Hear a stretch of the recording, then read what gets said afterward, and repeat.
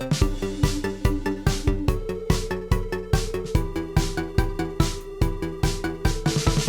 international friendly between Cameroon and Senegal today in France, tonight, as a matter of fact, serves us something to look forward to in the group C of the 2023 Africa Cup of Nations in Côte d'Ivoire. And I'm sure if those two federations had known that they will be playing the same group, perhaps they will have changed their minds regarding this friendly. But of course, it is what it is. On that note, I welcome you to Nigeria Superfans Forum. My name is Ashalolo Afemi. Last week, we told you that of course, that we've been cooking something, and of course, it is ready. We will be migrating gradually from this channel, this YouTube channel, to a new channel, Sport Africa. Sport Africa, the Africa is with a K, Sport Africa. So please, we want you to go to that channel, YouTube channel, and subscribe. Because we have a little issue with this platform. So we are gradually migrating. So in a short while, we will be posting all our content on that platform, not on this very platform. So we want you to go to the channel and subscribe. Then you can click on the notification button so that you can get all our full content like you've never seen before. It's going to be very, very wonderful content. Remember that the preview or the countdown to the 23 Africa Cup of Nations will be, of course, like you have never seen before. Things, news regarding all the 24 teams that you wouldn't see in the mainstream media. We will be giving you all of those on this platform. Of course, you know what we do. So please go to Sport Africa, Africa with a K. Whether you're in Africa or in the diaspora, you need it. So please go there and subscribe. Once again, we welcome you to this edition of Nigeria Superfans Forum. Kado Gundari and James Agberebi, they are here, and today we have so much to sink our teeth in. Guys, you're welcome to the show. Thank you, Femi. Thank you very much, Femi.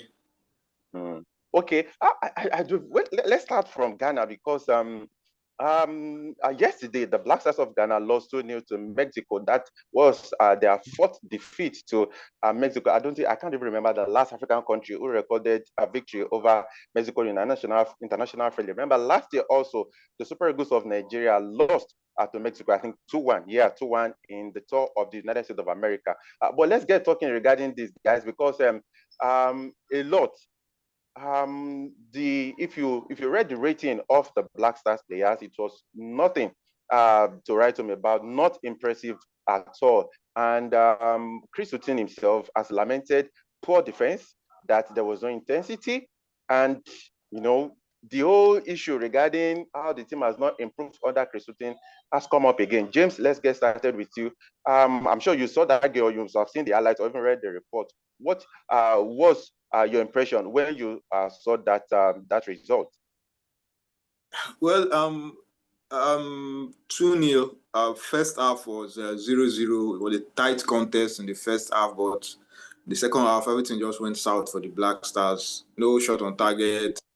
Atizigi came under heavy. From what I followed, comments and the goal too I saw, I cannot really blame him because the defenders were just like they were ball watching. So there was nothing he could have done to save the goal, So I mean, the second half performance was not it. I mean, but the most important thing is it's a friendly game. I think this will give the coaching crew an idea of where they are going to. This is not the final destination. The good thing is that they tested themselves against a very solid Mexican side, who I can't recall if any African team has ever defeated the Mexican team.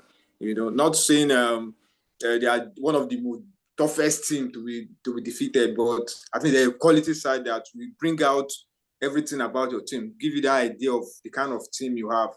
So I followed some of the comments and it wasn't good at all. It wasn't nice from the Ghanaian fans. They said all kinds of negative things. So the coach, the players, they singled out people like Atizigi, some players, So for me, I think they should just try and take out the positives from this.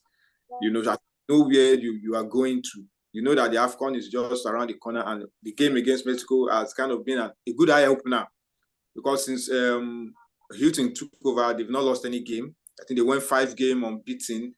So now testing themselves against a very good Mexican side. And, the game was played in the United States. So it's like home away from home for the Mexicans. So they have another opportunity. They will play against the United States. So Yes, hopefully yeah. they would have been a kind of improvement. Winning the game is not the ultimate. It's just though it's good to win friendly games because it helps in your ranking and have a good idea of how your team performs, So all hope is not yet lost. And they should just focus on the next game, give a good improvement. Because if they carry the same mindset in the game against US, I mean, it might affect the psyche. So for me, it's not all done and dusted for the Black Stars. Okay, of course, Christensen has said they want to leave this very camp with a positive result. So they are eyeing a victory over the United States of America, who will be playing in front of their fans. Kyle, let's talk about Thomas Partey. Last week, we talked about the fact that Arsenal sent a physio with Partey to the Black Stars camp. And he captained Ghana in that 2-0 defeat to Mexico, at least for the 45 minutes that he was on the field. And he only played 45 minutes. And that has also not gone well with a lot of Black Stars fans, Ghanaians, saying that if he was only going to play 45 minutes, then why did you bring him in? Because Thomas Partey was saying, sorry, Chris Hughton, I meant to say, was saying that was the arrangement of some sort with Arsenal, that Thomas Partey was just returning from injury, and they need to gradually bring him into the rhythm of the game. But that didn't sit well with a lot of Ghanaians. I don't know why it didn't sit well with them. The coach who calls the shot decided he was okay with the 45 minutes agreement with the club, and this is not new. See, let us not continue to shortchange sell ourselves short by thinking that we know better than some of these people. They are football people. The coach knows that he would be worried if two things happened. If Partey was 100% fit and decided that he was not going to play for 90 minutes if the coach wanted him to. Secondly, if Thomas Partey was a player who was trialing with the Black Stars, let's see what he has got. No, he has not got anything to prove to anybody. No Ghanaian fan will say, we want to know what Thomas Partey can offer. No. He's an established international with the Black Stars. He knows his game. And, everybody's trying to manage him, given his injury history, given his antecedents. So if they agreed he was going to play 45 minutes, so be it. This has happened a lot of times. A lot of times under Fergie, players will go to their national teams and they will play 45 minutes and they will be substituted because that was the agreement.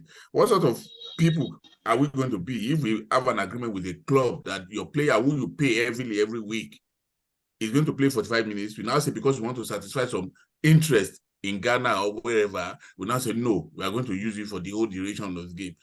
Of course, if he sustains another injury, the club might decide they are not going to pay. Will the FA be in the position to offset his bills? No, let's be reasonable sometimes.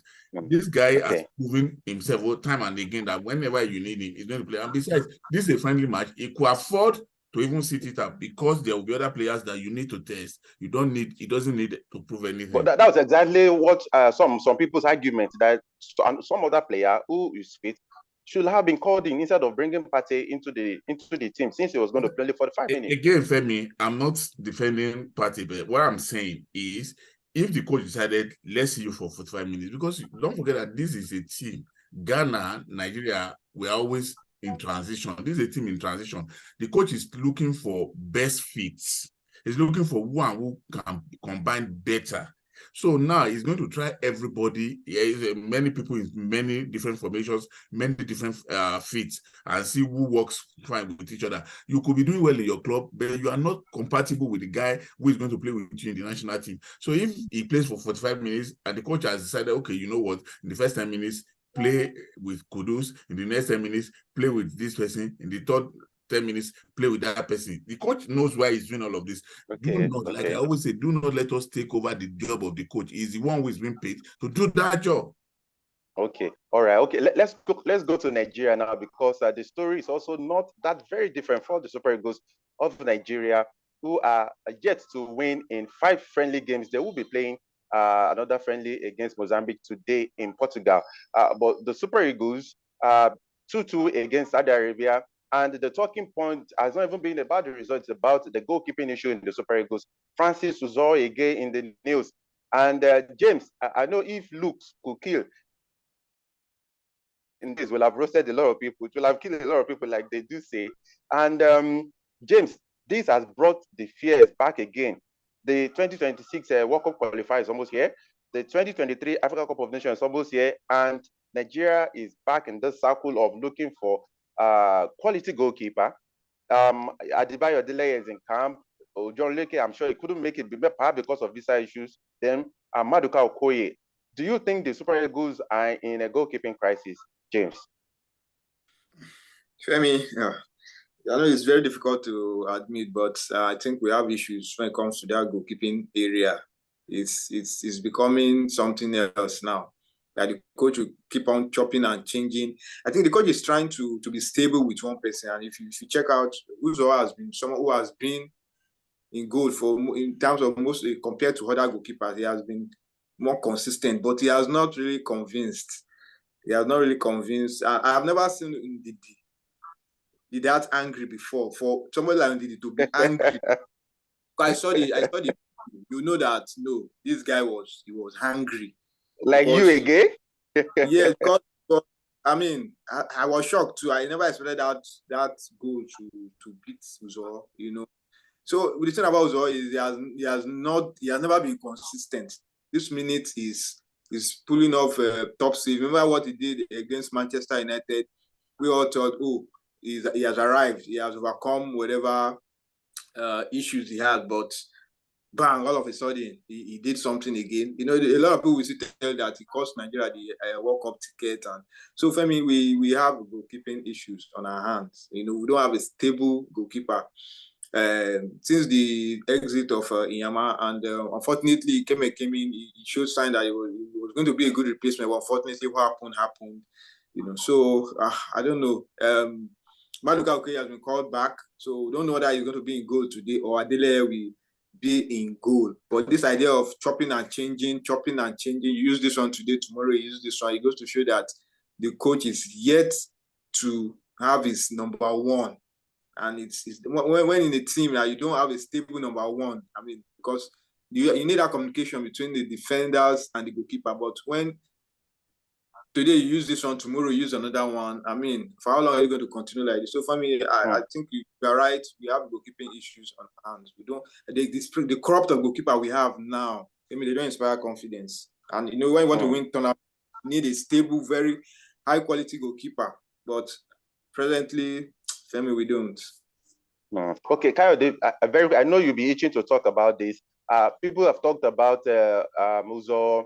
Remember the playoff against Ghana last year? Remember also last year, the friendly against Tunisia, he made an aula. Then this again, he had the height to even parry that ball over the crossbar, but he ended up parrying the ball into his own net. Kayode, very quickly, I know you want to say something about that. What do you think Nigeria can do? We have Adeleye in camp, and we've seen other goalkeepers who played in the Israeli league, and they became number one for Nigeria. Austin Ejide, we had Austin Vincent Enyama, and people are saying that Pesero has not done well, not to have given Adebayo Adeleye the same opportunity that Uzo, who hasn't even kept a goal. He hasn't even kept in a game in the Cyprus League this season for Omona and Nicosia. He keeps on getting the chance to be in goal. Kayode, very quickly, what do you have to say to this? I pray that all Pesero and those who keep foisting Uzo and Maduka Okoye on Nigeria, I pray that they get what they deserve, one way or the other. Because when you bring in Uzo, you ask yourself, on the back of what performance are you bringing him in? The Maduka Okoye that has been out of the national team for a year, or close to 2 years, for 2 years, what has he done in that 2 years to merit a call back to the national team? Tell me, the national team, the Super Eagles is not a rehabilitation center. We know the game plan. It is because of the AFCON. You want to push these guys on us by all means and at all costs. But you know what? God is deliberately putting them to shame. Because if he had that a half-decent game, we won't be saying all of these things that we are saying, Femi. But you could see match rustiness, number one. Even when we felt he was keeping, don't forget that the game against Tunisia at the AFCON, the last AFCON, we was directly responsible, because no decent goalkeeper should be beaten at that distance with that kind of ball, given his own length, given his kind of height. Yeah. His height. That's one. Yeah, he did it in the friendly game again. He did it against Ghana. Yes, he has done it against Saudi Arabia again. For how long will he continue to do this before you decide that enough is enough? Those who are bringing him in, and Okoye has not played much in the last 2 years, yet he has been called back. You'll find out that he's probably going to be the goalkeeper in the game that they're going to against play Mozambique. Against Mozambique. And if he does, and there's any else mistakes that happens, we know who to hold responsible. I thought the game that Adeleye played for Nigeria, that he did reasonably well. Against Sierra Leone, yeah. Against Sierra Leone, he did reasonably well. We should have given him a decent run in the team. Let's see what he's able to do. But you know, in Nigeria, things are not always as they appear. People bring in all sorts of motives to explain their actions. So for me, when you make this push a bit too much, people will start reading motives into where you are making this. Because I remember after the game against Sierra Leone, I wrote an article about Adeleye, and I said we should let this guy have a decent run in the Super Eagles. And somebody who I felt was a senior colleague called me and was saying all sorts of things, blah, blah, blah, blah, blah, as if he felt I was promoting Adeleye. And I told him, you know what, even if I meet this guy on the road, I don't know him. I don't know his handlers. I don't know anything about him. I just felt, based on what I saw in this game, we should give him a run before we shunt him aside. How is that too difficult to do? Okay, so I'm sure that Christophe will be watching very closely the friendly between Nigeria and Mozambique, because Mozambique are in the same group B, with Ghana for the 2023 Africa Cup of Nations. And Christophe has also even come to say that he doesn't know much about Mozambique and Cape Verde, but he said he's very confident that the Black Stars will qualify from the group. And he has also lamented that he has to do all he has to do to ensure that the Black Stars improve scoring before the 2023 Africa Cup of Nations, because it's been something that we've talked about several times on this show about trusting so much in Nike Williams and the Black Stars not having a top-notch striker like Asamoah Gyan since he retired. Okay, James, let's talk about Regragui. Of course, the Moroccan coach. He said that the 2023 Africa Cup of Nations will be the toughest as far as he's concerned, because he talked about how the game has improved on the continent, the upset, and how much teams that used to be regarded as minnows have improved so much in terms of the game. And he said it's going to be the tough. He said, I don't think it's an easy group. Remember, Morocco's group. He said, but rather balanced. And when you play in competitions like this, you have to be ready. Everyone wants to win the competition, including us, no doubt. And we have great players who all dream of winning it too. James, do you agree? Everyone saw what Morocco did at the 2022 FIFA World Cup. And, you know, if you are meeting Morocco now, you have to double your effort. Well, after their performance at the last World Cup, some people are already giving them the title that they're going to win the next year's AFCON. And I read on the Twitter and X handle of CAF media officer Ibrahim Dahara, where he quoted Regragui. Initially, Regragui was saying they are going to be king of Africa, but when he saw some games, I think he had kind of backtracked from that statement, because he now came out to admit that the next AFCON is going to be very, very tough, especially from those teams that didn't qualify for the World Cup: Nigeria, Egypt, Algeria, the host Côte d'Ivoire. So I think he has been brought down to earth. Remember, in the qualifier, they lost to South Africa. Yeah. In AFCON qualifier. So I think reality has dawned on him. So he knows that they are going to be one of the favorites based on what happened, but it's not a guarantee. Okay. It is not a guarantee, because he said it that when it comes to participating in the AFCON in sub-Saharan African country, Morocco have not as if they've always struggled. One Nations Cup since 1976 for a big team like Morocco. You expected them to have had a couple. The last time they played in the final, they only played twice. Even when they won it in 1976, it was like kind of a round robin. And the last time they even now got to the final was 2004. That's almost how many years ago? So which means their feats at the AFCON has not really been that good. So he knows that this next AFCON is going to be very tough. Like I said, they will be one of the favorites based on what they did at the last World Cup. But I'm telling you, Femi, he knows that coming to this AFCON, they have their work cut out. Okay. Coyote, let's go to South Africa because Hugo Bruce is a very, very angry man today. South Africa, they played a 0-0 in their friendly against Eswatini at the Orlando Stadium in South Africa. And he said he personally felt embarrassed because if you are playing against Eswatini, a football playing nation in Africa, like South Africa, playing in against Eswatini, he said it is not good enough. And I'm sure you agree with me. When they asked him, he said, I am more than disappointed. That was all he told journalists. He said, I don't know why we played like this. No passion, no rhythm. I don't know what's happening. The players have to think about this. He was very angry. You could see that he was visibly angry in that press conference after that game. Coyote, I'm sure you will be disappointed that South Africa could not get a goal past Eswatini, playing at home at the Orlando Stadium in South Africa. That's very, very disrespectful of you, Femi. They are a football nation.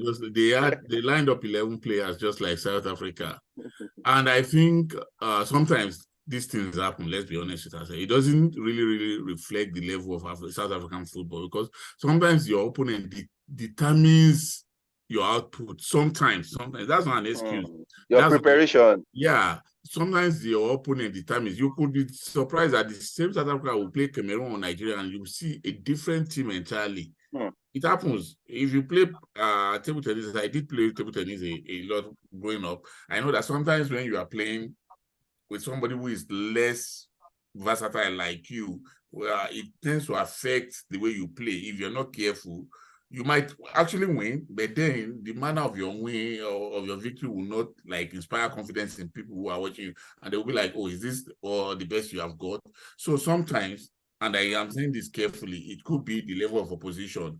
Play if they had on the other side, if South Africa were not looking for a cheap victory, then they would have played somebody higher up in football. Instead of saying he's disappointed, he has the right to be disappointed in his own players, but not taking a shot at the quality of the opposition. No, that's totally unfair of him. So they have 11 players. You chose to play them, so it's no big deal. Okay. Hopefully, we'll see a different South Africa when they play Côte d'Ivoire in Abidjan on Tuesday. Just in 1 minute, Nigeria, Ghana, Cameroon, South Africa, Morocco, and Côte d'Ivoire. James, in your word, who would you say need this 2023 Africa Cup of Nations title the most? All of them need the AFCON. Everybody wants to win. Just pick one. Look at everybody wants to win. But if people want to be okay, let's Ghana see. over 40 years, Super Eagles is just 10 years, just 10 years. Well, okay, if that's the way you want to go about it, I think Ghana needed the most because 41 years, that was too much. You remember I used to say that in the 60s, Ghana dominated the AFCON when they played in 4 consecutive finals, in 63, 65, 68 and 70. But they won it. They won in 63 and 65, won in 78 and 82. Since then, they've just, to me, I think they've just been unlucky. They played in the final in 1992, played in the final in 2010, played in the final in 2015, and they've just been unlucky. So for me, if you check out, Nigeria won in 2013, not that as if I don't want Nigeria to win it again, but if you follow by this pattern, I think Ghana needs it the most because one of the biggest teams in Africa, the last time they won it was 41 years ago. That's way too. Okay, Kyle, the 1 minute, who would you say needs to win this Africa Cup of Nations the most among these countries that we've listed, among the big footballing playing nations in Africa? Well, everybody needs it for different reasons. Ivory Coast because they are host and they've not won it in a bid to a few years ago, the last time they won it. But like James said, and I agree, it's becoming very, very embarrassing for Ghana.